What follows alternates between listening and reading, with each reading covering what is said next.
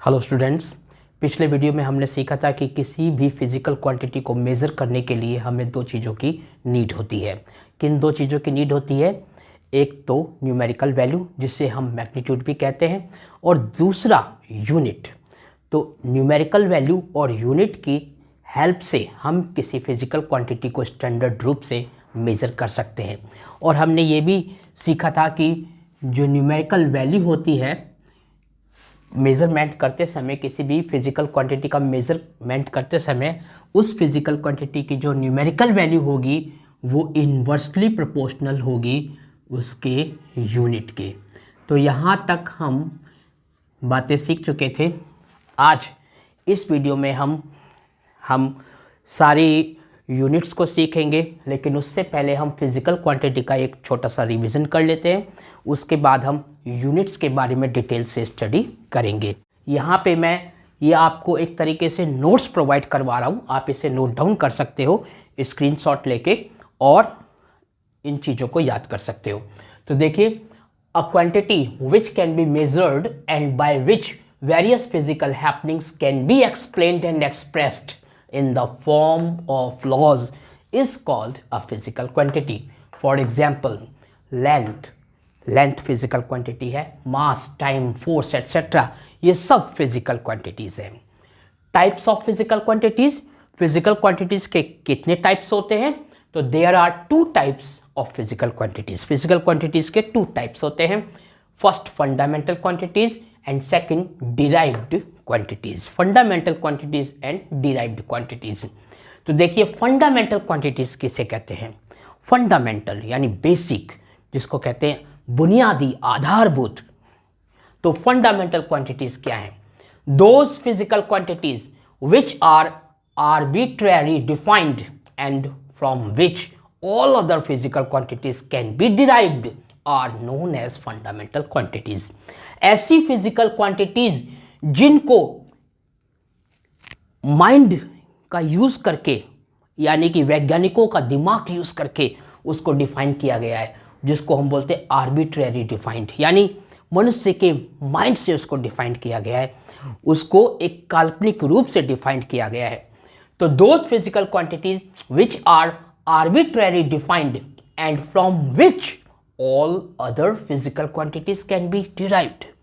तो ऐसी physical quantities जिसको आर्बिट्ररी डिफाइंड किया गया हो, बहुत ही सूझबूझ से माइंड का यूज करके, and from which all other physical quantities can be derived, और जिसकी हेल्प से बाकी सभी दूसरी फिजिकल क्वांटिटीज को डिराइव किया जा सकता हो, उसको हम फंडामेंटल क्वांटिटीज कहते हैं। Mass, length, time, temperature, current, amount of substance, etc. These are fundamental physical quantities. क्यों? क्योंकि these are independent of each other as they are of different nature. ये एक दूसरे पे डिपेंड नहीं करती। क्यों? क्योंकि ये अलग अलग नेचर की होती हैं। और क्योंकि ये एक दूसरे पे डिपेंड नहीं करती, अलग अलग नेचर की हैं, तो ये अपनी अलग पहचान रखती हैं, और इनकी हेल्प से बाकी अन्य फिजिकल क्वांटिटीज को डिफाइन किया जा सकता है। तो बोला गया है, that's why these quantities are called fundamental physical quantities और एब्सोल्यूट क्वांटिटीज और बेस क्वांटिटीज। तो इनको हम फंडामेंटल फिजिकल क्वांटिटीज भी बोल सकते हैं, एब्सोल्यूट क्वांटिटीज भी बोल सकते हैं, और बेस क्वांटिटीज भी कह सकते हैं। देखिए, आपने ये तो समझ लिया कि फंडामेंटल फिजिकल क्वांटिटीज कौन सी है। तो डिराइव्ड फिजिकल क्वांटिटीज, जिसको हम शॉर्ट में डिराइव्ड क्वांटिटीज भी बोल देते हैं। तो डिराइव्ड क्वांटिटीज कौन सी है? All physical quantities except the fundamental physical quantities. वे सारी फिजिकल क्वांटिटीज जिनमें फंडामेंटल फिजिकल क्वांटिटीज ना हो, मतलब उसकी हेल्प से वो बनी हो लेकिन डायरेक्ट वो ना हो। तो all physical quantities except the fundamental physical quantities can be derived by suitable multiplication और division of powers of the fundamental quantities are called derived quantities. तो वे सभी physical quantities except the fundamental physical quantities. Fundamental physical quantities को छोड़ के वे सारी physical quantities can be derived by suitable multiplication और division of powers of the fundamental quantities. तो उन यानी फंडामेंटल फिजिकल क्वांटिटीज को छोड़ के जितनी भी अन्य फिजिकल क्वांटिटीज हैं उनको हम क्या कर सकते हैं, फंडामेंटल क्वांटिटीज को मल्टीप्लाई करके या पावर्स का यूज करके उनको डिराइव कर सकते हैं। क्योंकि उनको डिराइव कर सकते हैं और नई क्वांटिटी बना सकते हैं, इसलिए उन्हें डिराइव्ड फिजिकल क्वांटिटीज या शॉर्ट में डिराइव्ड क्वांटिटीज कहते हैं। फॉर एग्जाम्पल देखिए, लेंथ फंडामेंटल क्वांटिटी है, लेंथ फंडामेंटल क्वांटिटी है। अब लेंथ की हेल्प से यानी फंडामेंटल क्वांटिटीज की हेल्प से, लेंथ तो फंडामेंटल क्वांटिटी हो गई, इस लेंथ की हेल्प से हम एरिया की क्वांटिटी, एरिया जो फिजिकल क्वांटिटी है इसका यूनिट डिराइव कर सकते हैं। तो लेंथ का यूनिट क्या है, अब लेंथ है, एरिया कैसे आया, लेंथ मल्टीप्लाई लेंथ, एरिया बन गया। लेंथ मल्टीप्लाई लेंथ, एरिया यानी लेंथ का स्क्वायर। जैसे लेंथ का ऐसा यूनिट होता है मीटर, तो एरिया का ऐसा यूनिट होगा मीटर इंटू मीटर यानी मीटर स्क्वायर। तो इस तरीके से लेंथ की हेल्प से एरिया बना। इसी टाइप से वॉल्यूम, वॉल्यूम भी डिराइव्ड फिजिकल क्वांटिटी है। क्यों? क्योंकि जो फंडामेंटल क्वांटिटी है लेंथ, उसी की हेल्प से वॉल्यूम बना। वॉल्यूम कैसे बना, वॉल्यूम क्या होता है, length into breadth into height.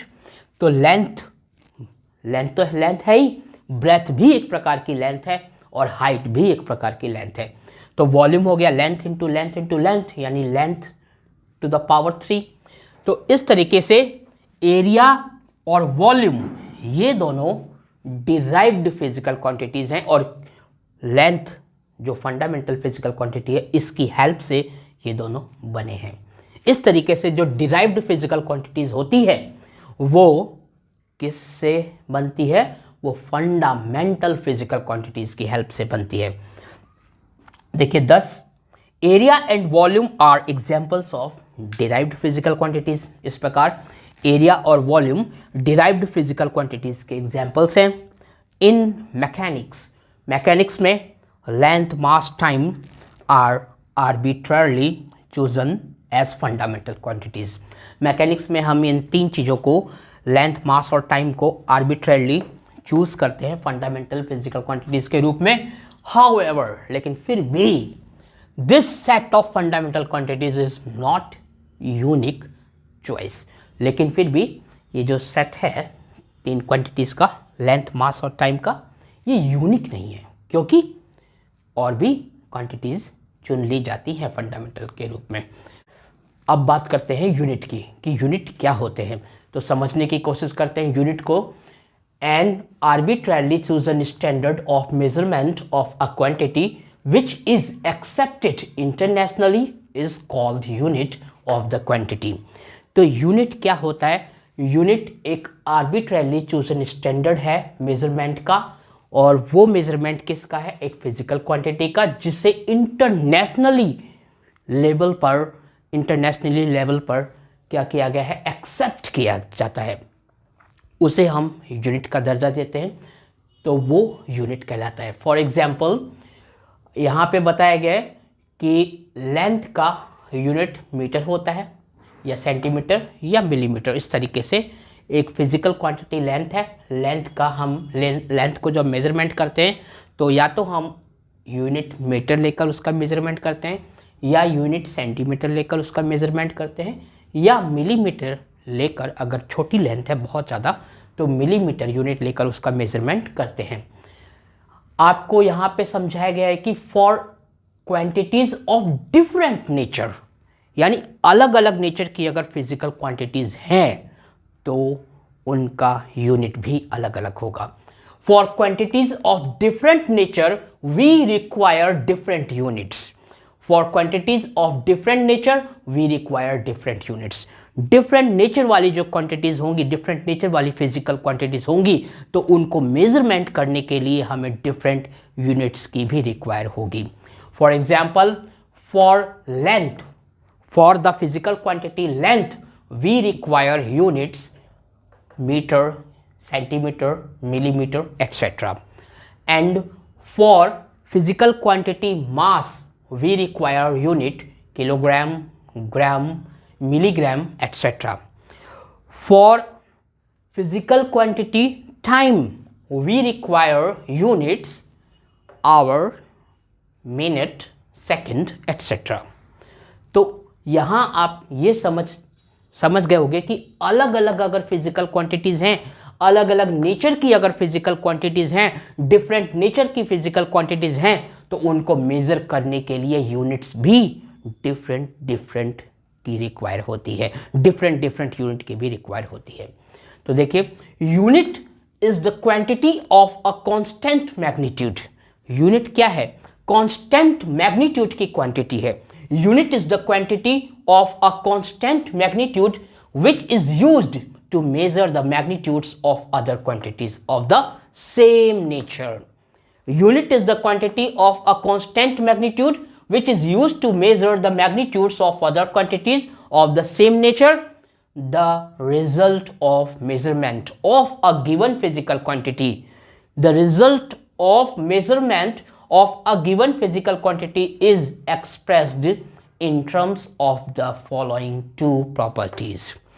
जो फिजिकल क्वांटिटीज को मेजरमेंट किया जाता है, मेजरमेंट करने पे उसका मेजरमेंट का जो रिजल्ट आता है उसको हम दो पैरामीटर्स यानी दो पैरामीटर्स के रूप में उसको हम क्या कर सकते हैं? एक्सप्रेस कर सकते हैं।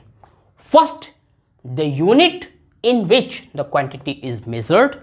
पहला यूनिट के रूप में जिस यूनिट में उस फिजिकल क्वांटिटी को मेजर किया गया है, और दूसरा the numerical value which expresses how many times the above selected unit is contained in the given quantity. तो ये दो चीजें, एक तो यूनिट जिस यूनिट की हेल्प से आप मेजरमेंट कर रहे हैं किसी फिजिकल क्वांटिटी का, और दूसरा वो यूनिट कितनी बार यूज हुआ उसको मेजरमेंट करते समय, तो वो है उसकी numerical value. Thus the magnitude of a physical quantity. Physical quantity का जो मैग्नीट्यूड होगा वो Q से रिप्रेजेंट करोगे, and Q is equal to NU, where N is the numerical value and U indicates the unit of that physical quantity which is used to measure that physical quantity. Because आप एक physical quantity को major करते समय किसी भी unit का use करो, उसका मैग्नीट्यूड जो परफेक्ट मैग्नीट्यूड है वो सेम ही रहता है। दैट्स वाई यहाँ पे सपोज कीजिए आपने जब किसी यूनिट U1 को लिया तो उसका जो न्यूमेरिकल वैल्यू आया यानी U1 कितने टाइम्स आया उसको मेजरमेंट करने के लिए, वो N1 है, उसकी न्यूमेरिकल वैल्यू N1 है। अब आप कोई दूसरा यूनिट लेते हो U2, तो उसको जब आप मेजर करते हो तो उसकी जो न्यूमेरिकल वैल्यू आई वो आई N2। तो दोनों कांस्टेंट रहेंगे यानी कि दोनों सेम रहेंगे। फॉर एग्जाम्पल, ये एक लाइन सेगमेंट है। Suppose this is a line segment AB and I use the unit metre to measure this line segment. Okay, अब जब मैंने इस लाइन सेगमेंट को मीटर यूनिट की हेल्प से मेजर किया तो I found that the length AB is 1 metre. तो मैंने पाया कि AB की जो लेंथ है AB is equal to 1 metre है। तो here 1 is the numerical value and meter is the unit U1. Now I again repeat the process of measurement of this line segment AB with the help of another unit U2, and this unit is centimeter. Then after measuring AB we find that AB is equal to 100 centimeter. Here 100 is N2 and centimeter is U2.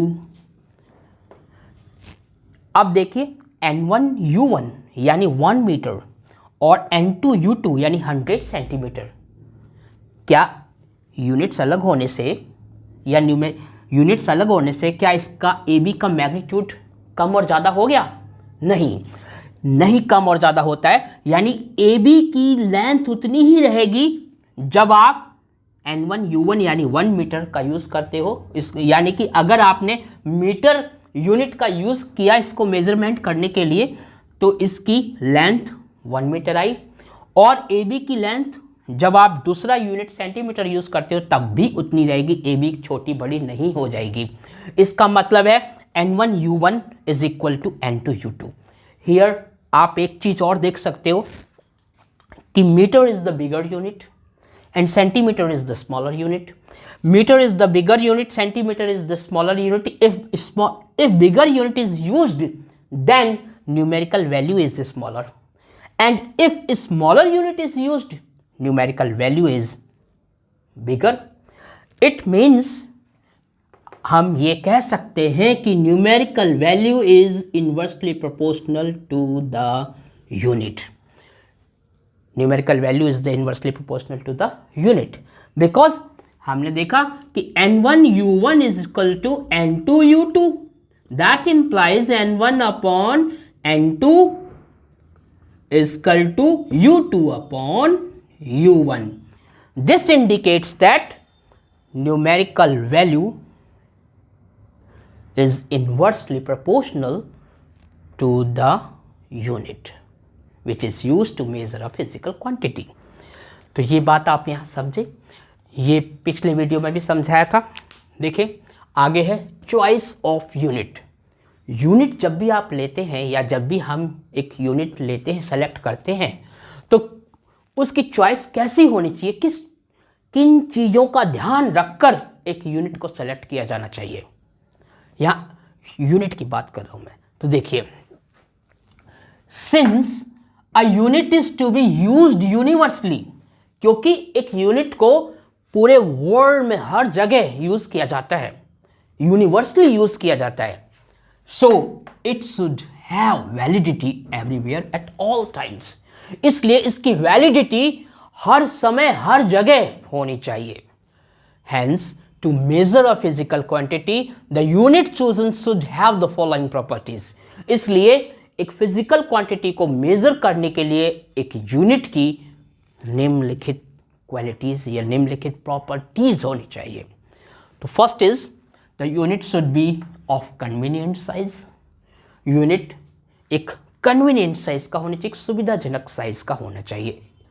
Second, it should be possible to define the unit without any ambiguity, यानी ambiguity यानी बिना किसी अस्पष्टता के, मतलब unit ऐसा होना चाहिए कि उसको स्पष्ट रूप से डिफाइन किया जा सकता हो। And third, the unit should B reproducible. Unit ऐसा होना चाहिए कि उसको रिप्रोड्यूस किया जा सकता हो। And fourth is the value of unit should not change. The value of unit should not change with space and time, etc. It must always remain same everywhere. जो वैल्यू है यूनिट की वो time के increase या decrease होने से, time decrease तो होता नहीं कभी, लेकिन टाइम के पास होने पर, टाइम के इंक्रीज होने पर, टाइम के साथ जो वैल्यू है यूनिट की वो चेंज नहीं होनी चाहिए, या स्पेस में या किसी भी प्लेस पे चले जाने पर यूनिट की वैल्यू चेंज नहीं होनी चाहिए। These are the properties of units. यहाँ पे आपको बताया गया है कि सेकंड, थर्ड एंड फोर्थ, यानी कि सेकंड, ये थर्ड, फोर्थ, ये ऐसी प्रॉपर्टीज हैं जो जरूर होनी चाहिए एक यूनिट को सेलेक्ट करते समय। इन प्रॉपर्टीज का जरूर ध्यान रखना चाहिए। तो अब बात करते हैं टाइप्स ऑफ यूनिट्स की। तो how many kinds of units? Units are of two kinds. Units two types के होते हैं। फर्स्ट, फंडामेंटल और बेस यूनिट्स। फंडामेंटल यूनिट भी बोल सकते हैं इनको, या हम बेसिक यूनिट्स भी बोल सकते हैं, या बेस यूनिट्स भी बोल सकते हैं। And second, derived units. Derived units जैसा नाम से ही पता चलता है, ये डिराइव होते हैं। कहाँ से डिराइव होते हैं? फंडामेंटल यूनिट्स की हेल्प से डिराइव होने वाले यूनिट्स को हम डिराइव्ड यूनिट्स कहते हैं। तो ये यूनिट्स के 2 टाइप्स हैं, फंडामेंटल यूनिट्स और second derived units. Fundamental units को हम बेसिक यूनिट्स या बेस यूनिट्स या एब्सोल्यूट यूनिट्स भी कहते हैं, और सेकंड टाइप का आपका है डिराइव्ड यूनिट्स। तो पहले हम बात करते हैं फंडामेंटल यूनिट्स की। फंडामेंटल यूनिट्स क्या होते हैं? एनी यूनिट्स या एनी यूनिट बोल सकते हो, एनी यूनिट, हम इसको सिंगुलर ले लेते हैं, any unit which can not be expressed in terms of other units is called a fundamental unit और बेस यूनिट। कोई भी ऐसा यूनिट जिसको किसी अदर यूनिट की टर्म्स में एक्सप्रेस नहीं किया जा सकता हो, उसको हम फंडामेंटल यूनिट या बेस यूनिट कहते हैं। For example, unit of length is equal to metre. Length का जो यूनिट होता है वो मीटर है, मीटर फंडामेंटल यूनिट है, and the symbol of metre is small m। Unit of mass is equal to kilogram. Kilogram, yes, kilogram इस तरीके से लिखते हैं, और symbol of kilogram is equal to kg, small letter में kg। Unit of time is second, second, and the symbol of second is small s, small s, English alphabet का small letter s। And आप देखिए unit of electric current, electric current का जो unit है वो है ampere. Ampere इस तरीके से कंप्लीट नेम लिखेंगे, और सिंबल में हम कैपिटल A लिखेंगे एम्पियर का। Unit of thermodynamic temperature, thermodynamic temperature का जो यूनिट है वो है केल्विन। केल्विन इस तरीके से कंप्लीट नेम होगा, और सिंगल लेटर में हम कैपिटल K लिखेंगे इसको। Unit of amount of substance, mole, अगर हम पूरा नाम लिखेंगे तो स्मॉल लेटर में MOLE, मोल लिखेंगे, और अगर सिंबल के रूप में लिखेंगे तब भी हम स्मॉल लेटर में लिखेंगे MOL, ई नहीं लगाएंगे इसमें, MOL, बस इतना ही। फिर है unit of luminous intensity. Luminous intensity का जो यूनिट है वो है कैंडेला। इसको भी स्मॉल लेटर में लिखेंगे हम पूरा नाम कैंडेला, या फिर हम सिंबल के रूप में लिखना चाहते हैं तो भी हम स्मॉल लेटर में लिख देंगे CD। CD कैंडेला को रिप्रेजेंट करता है। तो इस तरीके से metre, kilogram, second, ampere, kelvin, mole, candela, ये सब कुछ फंडामेंटल यूनिट्स हैं, ये सब फंडामेंटल यूनिट्स हैं, और इन्हीं यूनिट्स की हेल्प से दूसरे यूनिट्स को डिराइव किया जाता है, तो उनको हम डिराइव्ड यूनिट्स कहते हैं। तो देखिए फंडामेंटल यूनिट में के अलावा कुछ सप्लीमेंट्री यूनिट्स भी हैं। सप्लीमेंट्री यूनिट्स, 2 सप्लीमेंट्री यूनिट्स हैं। तो देखिए unit of plane angle is radian. अगर हम कंप्लीट नेम लिखेंगे तब हम स्मॉल लेटर में लिखेंगे RADIAN, रेडियन, और इसको सिंबल के रूप में लिखेंगे तो RAD, रेडियन का सिंबल RAD, और ये भी कैसा होना चाहिए? स्मॉल लेटर में होना चाहिए। Unit of solid angle, solid angle का जो यूनिट है वो है स्टीरेडियन। कंप्लीट नेम लिखेंगे तो हम स्मॉल लेटर में लिखेंगे पूरा नाम स्टीरेडियन, और सिंबल लिखेंगे तो उसे भी स्मॉल लेटर में लिखेंगे SR, SR, ये सिंबल है स्टीरेडियन का। तो ये थे यूनिट्स, फंडामेंटल यूनिट्स। अब बात करते हैं डिराइव्ड यूनिट्स की। डिराइव्ड यूनिट्स फंडामेंटल यूनिट्स की हेल्प से डिराइव होते हैं। तो डिराइव्ड यूनिट्स के बारे में देखिए, those physical quantities which are derived from fundamental quantities. अभी हमने पढ़ी थी फंडामेंटल क्वांटिटीज और डिराइव्ड क्वांटिटीज, यानी फंडामेंटल फिजिकल क्वांटिटी और डिराइव्ड फिजिकल क्वांटिटी पढ़ा था। तो उसी का एक तरीके से यहाँ पे हल्का सा रिवीजन करके हम यूनिट्स को डिफाइन कर रहे हैं, डिराइव्ड यूनिट्स को। तो those physical quantities which are derived from fundamental quantities are called derived quantities, and their units are called derived units. Fundamental quantities से डिराइव होने वाले जो फिजिकल क्वांटिटीज हैं उनको डिराइव्ड फिजिकल क्वांटिटीज कहते हैं, और उनके यूनिट्स को डिराइव्ड यूनिट्स कहा जाता है। देखिए क्यों कहा जाता है? क्योंकि they have been derived from fundamental units, क्योंकि वो फंडामेंटल यूनिट से डिराइव्ड हुए हैं, क्योंकि डिराइव हुए इसलिए उनको डिराइव्ड यूनिट्स कहा गया है। एग्जाम्पल्स हैं डिराइव्ड यूनिट्स के, जैसे यूनिट ऑफ वेलोसिटी, वेलोसिटी का यूनिट डिराइव हुआ, किससे डिराइव हुआ? फंडामेंटल यूनिट से। तो वेलोसिटी का यूनिट क्या होता है? Velocity is equal to displacement upon time taken, ये वेलोसिटी का फॉर्मूला है। डिस्प्लेसमेंट के लिए जो हम यूनिट यूज़ करते हैं वो मीटर यूज़ करते हैं, मीटर फंडामेंटल यूनिट है। टाइम के लिए हम यूनिट करते हैं सेकंड, ये सेकंड क्या है? फंडामेंटल यूनिट है। तो दोनों फंडामेंटल यूनिट है, इनकी हेल्प से वेलोसिटी का यूनिट आ रहा है, तो ये डिराइव्ड यूनिट हो गया। वेलोसिटी का यूनिट हो गया मीटर पर सेकंड, जिसको हम लिखते हैं इस तरीके से मीटर पर सेकंड, और हम ऐसे भी लिखते हैं मीटर पर सेकंड। तो ये डिराइव्ड यूनिट है किसके?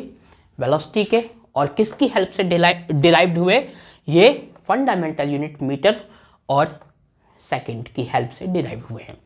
इसी तरीके से एक्सीलरेशन का जो यूनिट होगा वो भी डिराइव्ड यूनिट होगा। क्यों? क्योंकि वो फंडामेंटल यूनिट्स की हेल्प से डिराइव हुआ। तो एक्सीलरेशन क्या होता है? Change in velocity per unit time में जो जितनी भी वेलोसिटी चेंज हो रही है, तो चेंज इन वेलोसिटी में जो चेंज आएगा वो भी एक वेलोसिटी है। तो वेलोसिटी अपॉन टाइम, और वेलोसिटी का यूनिट क्या है? वेलोसिटी का यूनिट हमारे सामने है मीटर पर सेकंड, और टाइम का यूनिट कितना है? टाइम का यूनिट है सेकंड। तो इसको हम कैसे लिख सकते हैं? मीटर पर सेकंड अपॉन, इस तरीके से सेकंड की पावर 1 है, तो सेकंड की पावर 1 है। जब इसको ऊपर ले जाओगे आप तो metre per second into per second. अब इन दोनों सेकंड आपस में मल्टीप्लाई हो रहे हैं, तो इनकी जो पावर्स हैं वो ऐड हो जाएंगी, तो ये हो जाएगा मीटर पर सेकंड स्क्वायर। और मीटर पर सेकंड स्क्वायर इस तरीके से आप लिखोगे, और आप इसको ऐसे भी लिख सकते हो मीटर पर सेकंड स्क्वायर। तो ये एक्सीलरेशन का यूनिट हो गया। तो मीटर और सेकंड की हेल्प से ये भी डिराइव हुआ है, और मीटर और सेकंड फंडामेंटल यूनिट है। तो फंडामेंटल यूनिट की हेल्प से एक्सीलरेशन का यूनिट डिराइव हो गया। तो एक्सीलरेशन का आपका यूनिट डिराइव्ड यूनिट है। इसी तरीके से फोर्स हो गया। तो फोर्स इक्वल टू क्या होता है? Force equal to mass into acceleration, MA हम इसको कहते हैं फोर्स, FORCE फोर्स। फोर्स को सीधा आप क्या लिख सकते हो? F शॉर्ट में लिखो, टाइम भी बचेगा और आपकी जगह भी। तो M इंटू A, ये फोर्स का फॉर्मूला है, M into A, where M is the mass and A is acceleration. Acceleration is a vector quantity, so you can use the symbol of vector. तो M into A and M mass. What is the fundamental unit of mass? मास का fundamental unit kilogram होता है, kilogram. तो यहाँ पे क्या आ गया? Kilogram. और एक्सीलरेशन का हमने यूनिट क्या देखा? Metre per second square.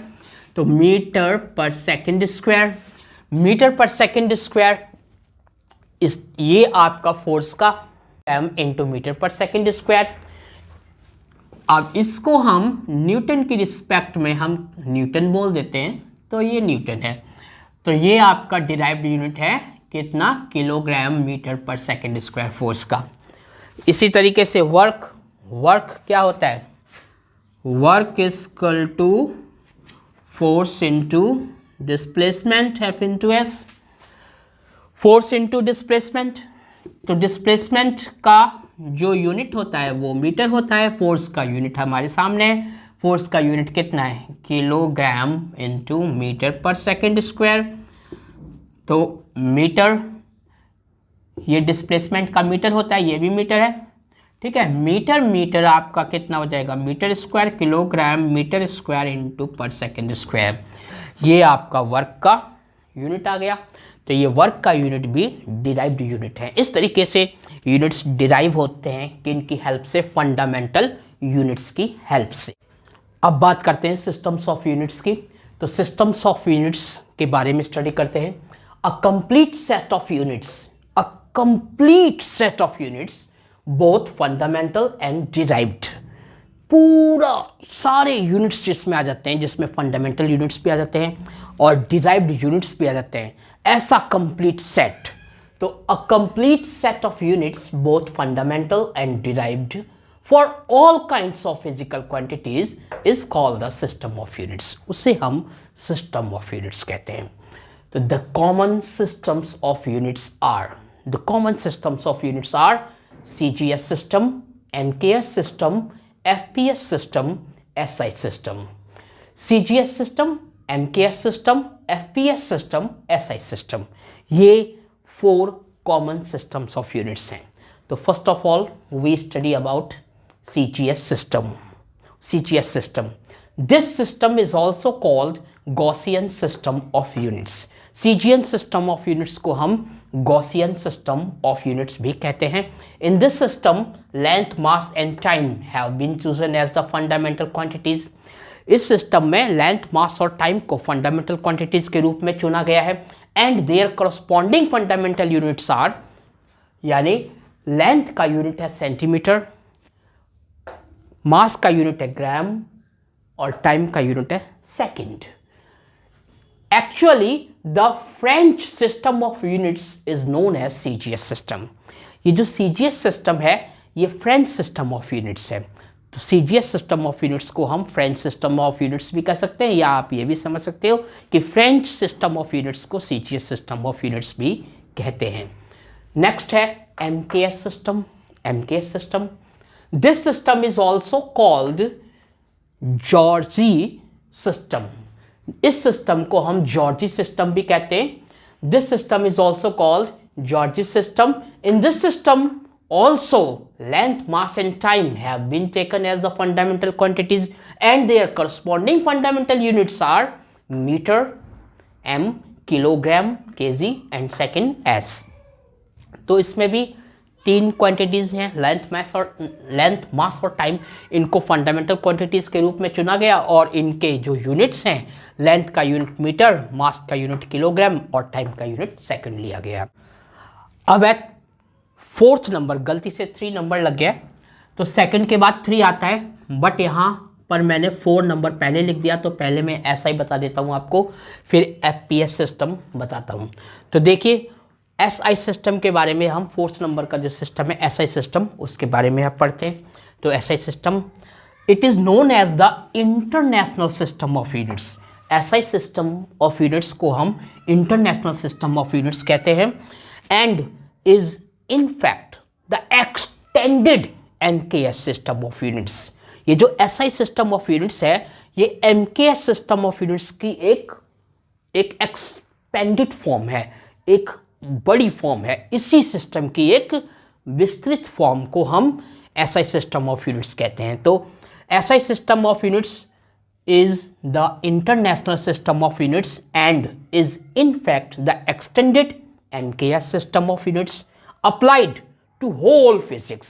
ये जो SI system of units है, इसको जितनी भी फिजिक्स हम स्टडी करते हैं इन सभी फिजिक्स में SI system of units का यूज होता है। There are 7 fundamental quantities in this system। तो SI system of units में 7 fundamental quantities हैं।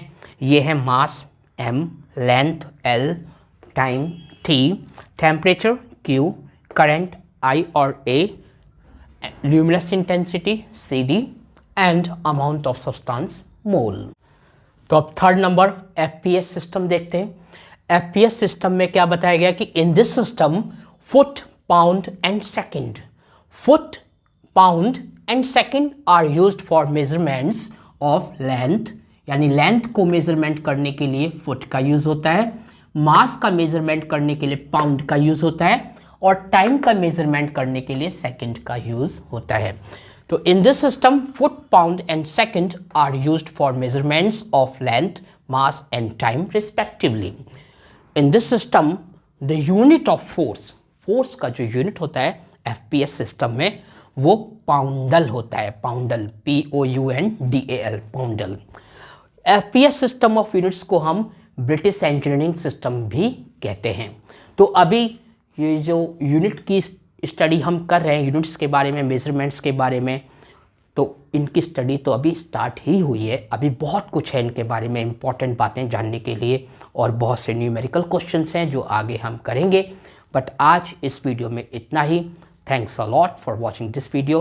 पढ़ते रहिए फिजिक्स को, और मेरा वीडियो देखना मत भूलिए, क्योंकि कई बार ऐसी बातें होती हैं जो आपने नहीं पढ़ी होती, कहीं से नहीं जाना होता है, वो शायद आपको मेरे वीडियो में नज़र आ जाए।